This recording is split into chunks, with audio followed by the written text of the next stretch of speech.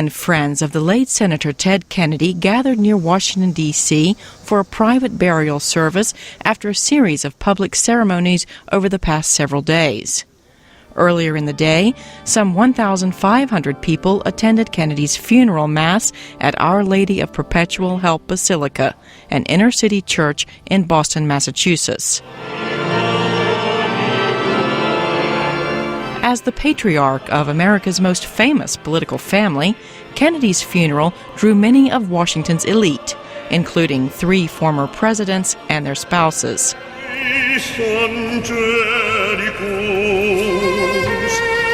The music was also of the highest caliber, including tenor Placido Domingo and cellist Yo-Yo Ma. President Obama pointed out that being born a Kennedy carried tremendous expectations, but he said Edward Kennedy surpassed them because of the person he became. Today we say goodbye to the youngest child of Rose and Joseph Kennedy. The world will long remember their son Edward as the heir to a weighty legacy, a champion for those who had none, the soul of the Democratic Party and the lion of the United States Senate, a man who graces nearly 1,000 laws and who penned more than 300 laws himself. Edward Kennedy died of brain cancer Tuesday at the age of 77. He was a tireless champion of universal health care for all Americans, civil rights, and increasing the minimum wage for workers during his 47 years in the Senate.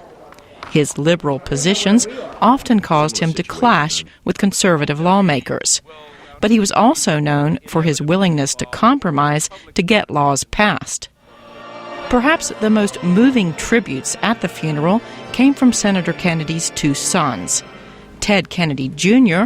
recalled an incident shortly after he lost his leg to cancer when he was 12 years old, when his father helped him climb up an icy, snow-covered hill. And he lifted me up in his strong, gentle arms and said something I will never forget. He said, "I know you can do it.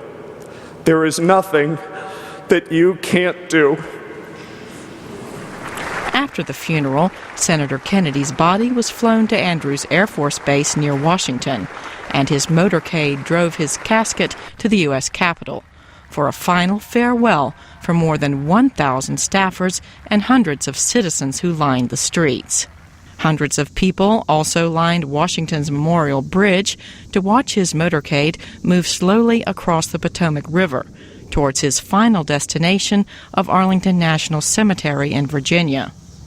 In the presence of his large family and a few close friends, Edward Kennedy was laid to rest at sunset near his slain brothers, President John F. Kennedy and Senator Robert Kennedy.